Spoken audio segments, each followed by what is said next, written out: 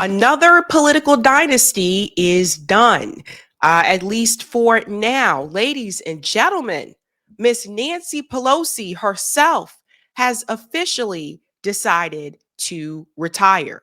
Yes, can you believe it? You heard it right. We're going to talk about her announcement. We're going to talk a little bit more about where this political dynasty comes from with Nancy Pelosi. I've had Shahid Buttar on the show a number of times. He ran against Nancy Pelosi for Congress, and he gave me a lot of information about her family, about this political dynasty, and also about her father. For those who are not aware, her father was mayor of Baltimore. That is where my family is from.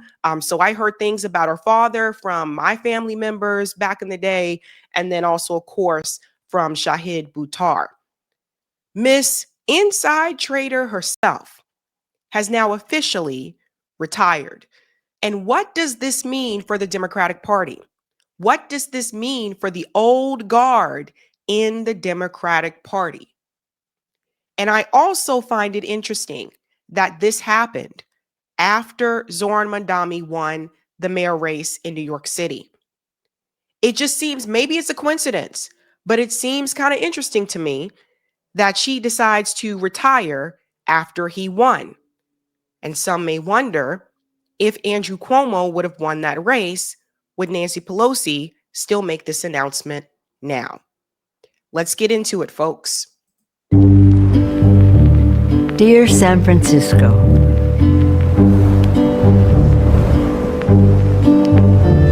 we are fortunate to live in the most beautiful, remarkable place on earth.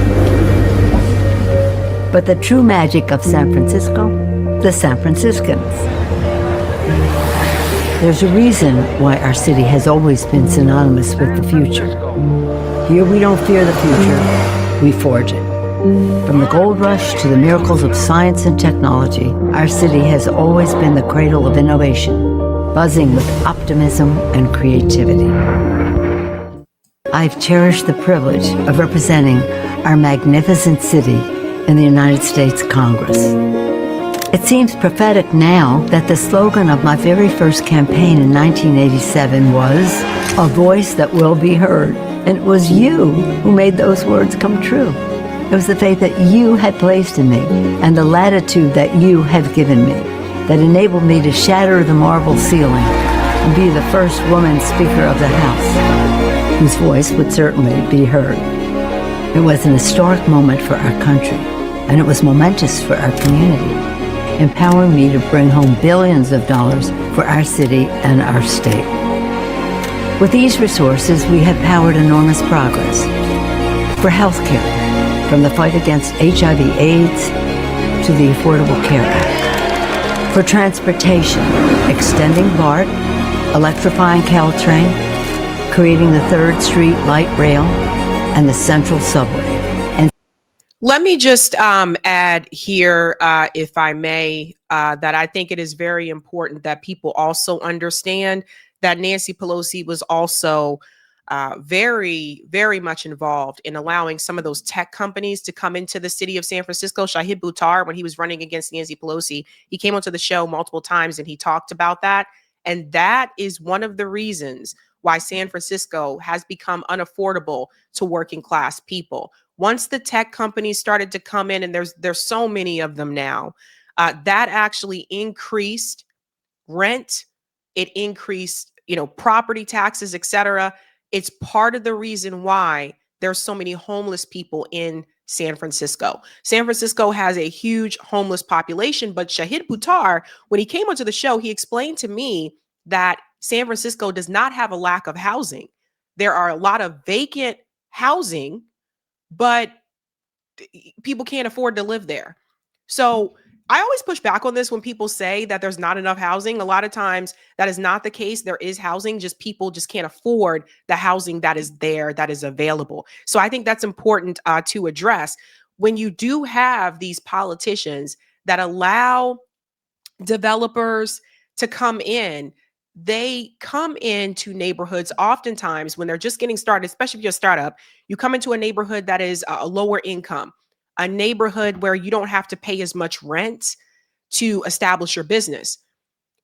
Once that business starts to kick off and becomes profitable and becomes successful, well, then that changes the area for everybody else who lived in those communities, who grew up in those communities, and it leads to gentrification. I talk about this in my documentary, Remove Black Erasure from Boston, which will be released in about a week and a half, which is crazy. But this is one of the things that I bring up, is that these mayors, these Congress leaders, representatives, they are allowing developers to basically get their way in these cities. And ultimately, this is why you don't see as many working class people in those neighborhoods anymore. So they move out of cities like San Francisco, move to Oakland, and gentrification spreads. Oakland is dealing with gentrification now because people move around to find places that are more affordable. And when it comes to the Black population in particular, San Francisco, again, is the best case study to look at if you want to know why some of these urban centers had displacement of Black populations. That's probably the best case study to look at before you even watch my documentary about Black erasure in Boston. So Nancy Pelosi doesn't mention that in that video, and I think that's important for people to know. Let's go and get back into the video here.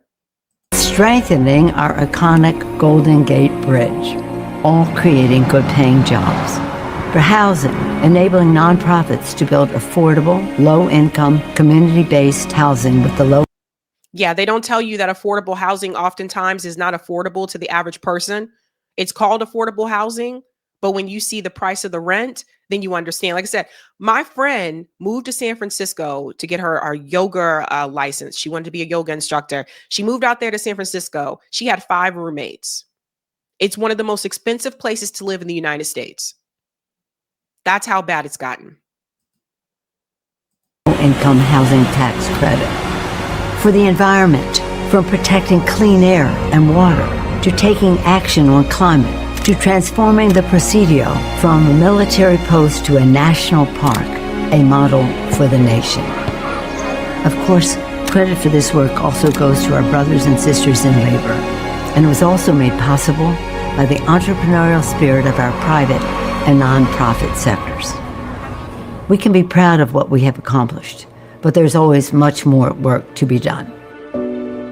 Of course, San Francisco's impact is not confined to our city limits. The Affordable Care Act, Wall Street reform, human rights abroad, and so many other priorities. So funny she mentioned human rights abroad. When she was approached about Gaza, she didn't have anything to say about that because she's pro-Israel. So it's hilarious when they mention human rights. All sprang from the vision, values, and voices of San Franciscans. Because of your trust, I was able to represent our city and our country around the world with patriotism and pride. I say to my colleagues in the House all the time, no matter what title they have bestowed upon me, Speaker, Leader, Whip, there has been no greater honor for me than to stand on the House floor and say, I speak for the people of San Francisco. Inside Trader, add that title. I have truly loved serving as your voice in Congress, and I've always honored the song of St. Francis, Lord, make me an instrument of thy peace, the anthem of our city. That is why I want you, my fellow San Franciscans, to be the first to know. I will not be seeking re-election to Congress. With a grateful heart, I look forward to my final year of service as your proud representative. As we go forward, my message to the city I love is this: San Francisco, know your power. We have made history, we have made progress, we have always led the way. And now we must continue to do so by remaining full participants in our democracy. And there it goes with democracy, right? So Nancy Pelosi, long story short, is out. She is retiring. And I do have to ask again, it's interesting that she waited to make this announcement after the NYC mayor election results. And I wonder if Andrew Cuomo won that race, would Nancy Pelosi still retire? It almost seems like she was waiting to see, how the Democratic Party was going to move. New York City, largest city in the country, largest Jewish population in the country. It's almost if she was waiting to see what was going to happen there before she made that decision. And Now she's on her way out after Zoran won. It just makes you wonder, right? Chuck Schumer, I think, also needs to retire. I've mentioned this multiple times. When Mitch McConnell was still in office, I said he needed to retire. You see, he eventually got out of there, but the old guard needs to go. And some of the younger ones need to go too. The ones that are so invested in AIPAC, like Hakeem Jeffries, Cory Booker, they need to go too.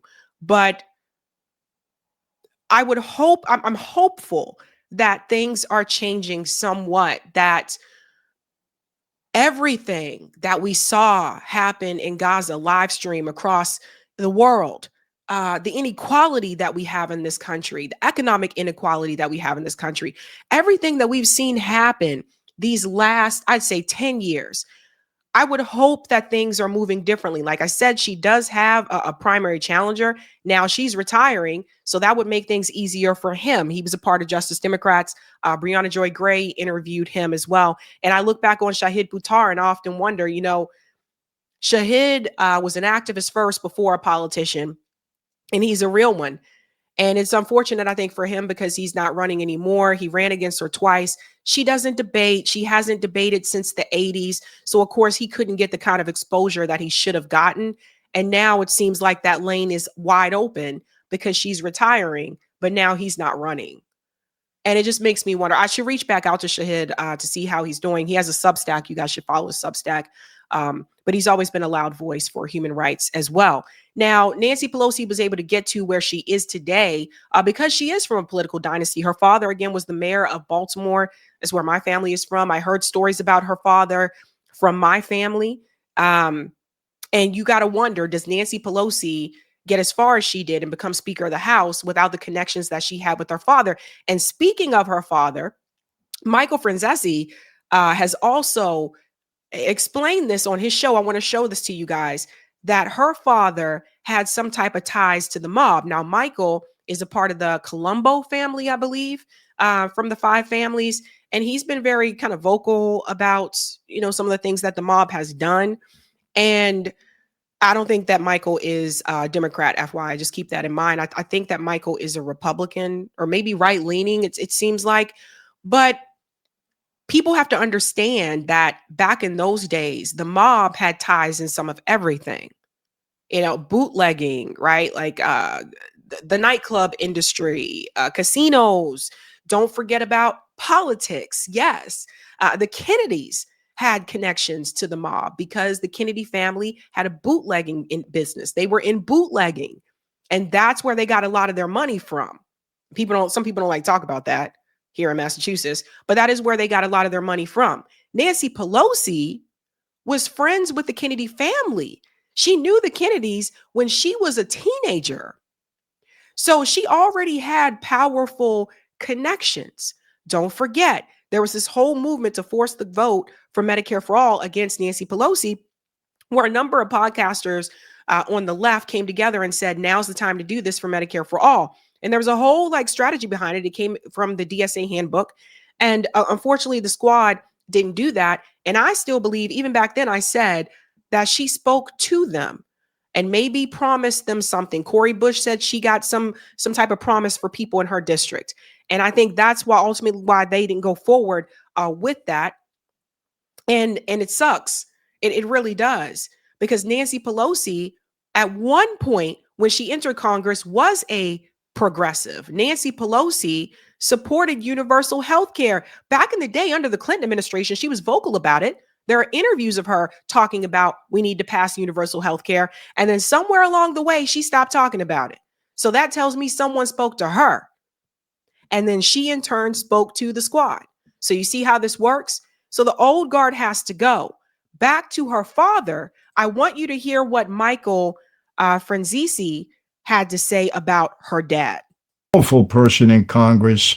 There's something about her. When I watch her, there's just something, the moves that she makes, the way she talks, and interestingly enough, her father was alleged to have mob ties. He was a prominent Democratic congressman, I think back in the 1930s to the 1940s. Then he became mayor of Baltimore from 1947, I think, or from 1939 to 1947, something like that. Anyway, he was an important Democratic person at that time, and he had ties to the mob. And remember, I told you this. All mobsters were Democrats back then. Why? Because they were easier to corrupt. That's the bottom line. Like it, not like it, that's the truth. That's my experience. I'd like to talk to him at some point. I don't think it'll ever happen. He has like millions of subscribers, so I don't think I'll ever get to talk to him. And plus, like, he seems like a pretty in demand person here. Everybody wants to talk to him about this because I have some questions about like the mob and all that kind of stuff and the way things kind of moved. A lot of people know about the five families, but there have been others. I mean, we had mob here in Massachusetts.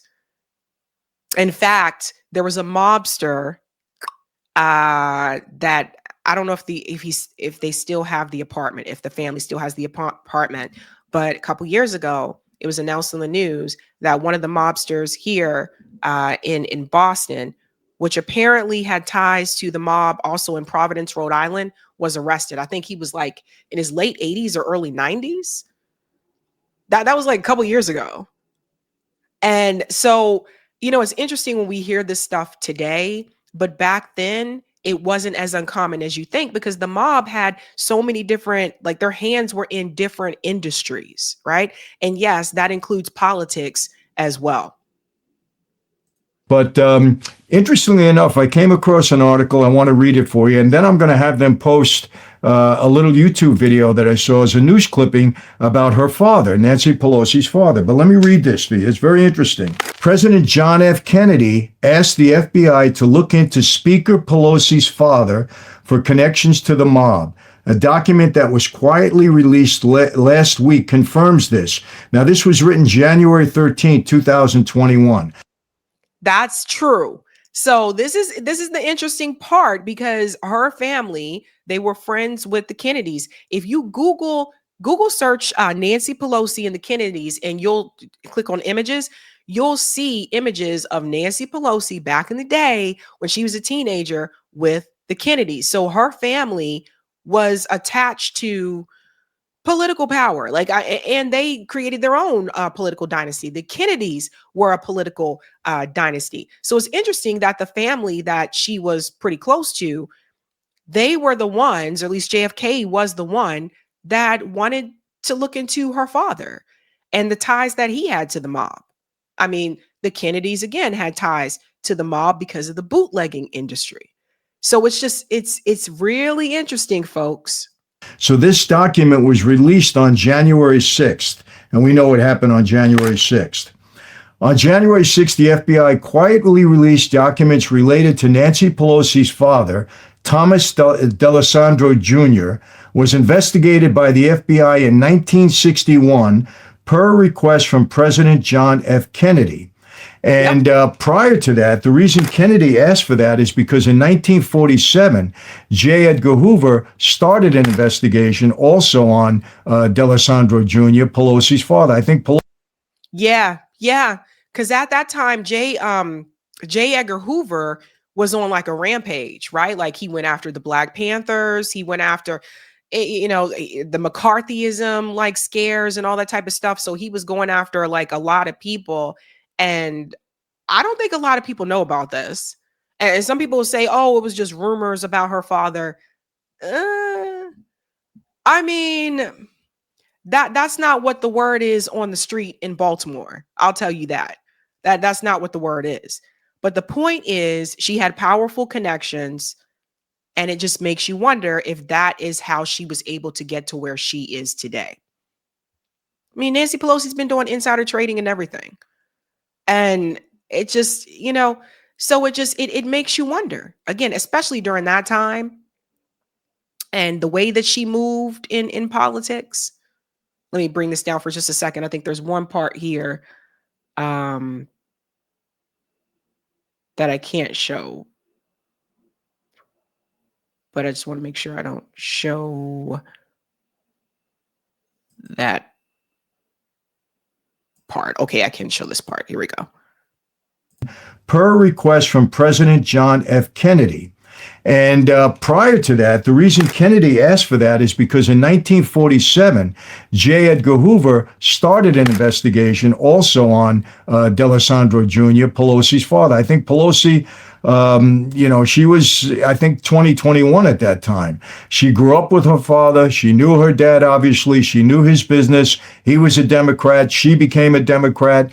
And the allegation was that the mob helped him, number one, supported him during his Congress term, and then helped him become mayor of Maryland. Swung the Baltimore vote in his way. And he says swung the vote, Baltimore. But here's the thing. Michael also made another video back in the day where he was talking about how the mob helped JFK get elected in Illinois. They helped him win in Illinois. And so, like I said, like the mafia had their hand in different industries. And a lot of times people, the easier ones that they point to are, bootlegging, casino, nightclubs. But they don't point to politics a lot.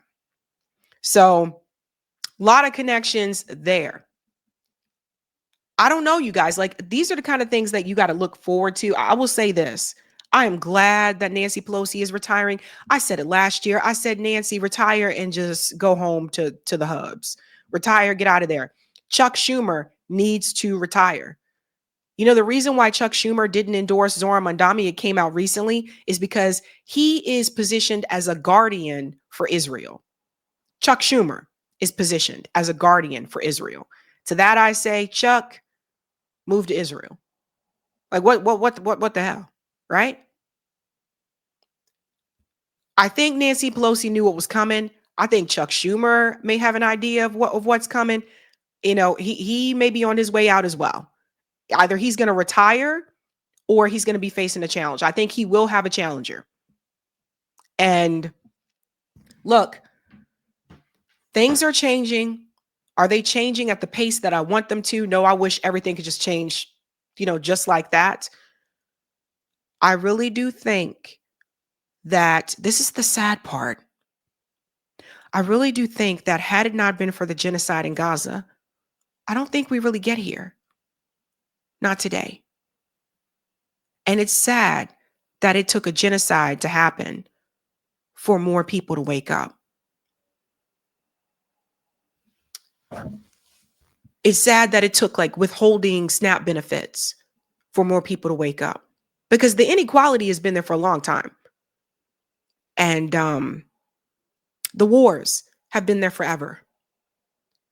And genocides across the world have been happening. And there was something about the power of seeing those images and the videos on social media that really just woke a lot of people up who were asleep. And I think a lot of these politicians that are pro-Israel, I think they're going to be met with some fire. So Nancy is saying goodbye. And I think the rest of the old guard should retire with her. James Clyburn, that includes you too. All of them, they got to go. Got to go. Maxine Waters, got to go. All of them that are supporting Israel, they have to go. Hey guys, this was a Sabby clip. If you like what you saw, hit that like button and subscribe.